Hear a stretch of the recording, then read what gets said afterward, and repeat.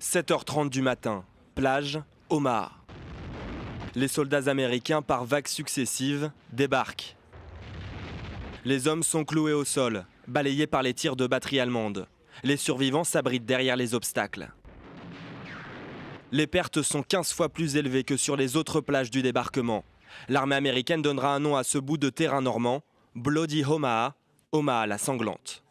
Une heure plus tôt, le soleil se lève. Les soldats alliés entrent dans leur péniche. Les croiseurs commencent à bombarder la côte. Et dans le ciel, 270 bombardiers maraudeurs viennent de décoller. Les Américains prennent le relais de la Royal Air Force. Ils vont larguer 4404 bombes de 110 kg chacune. Plus tôt dans la nuit, des milliers de parachutistes sautent derrière les lignes allemandes.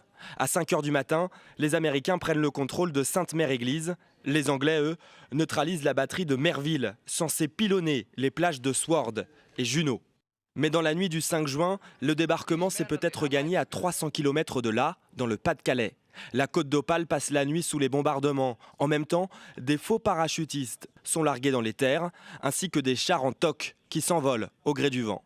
C'est une vaste opération de diversion. Et jusqu'en fin de matinée ce 6 juin, les Allemands pensent toujours que le vrai débarquement aura lieu dans le Pas-de-Calais. Quand ils réaliseront leur erreur, il sera trop tard. Les Alliés auront déjà débarqué.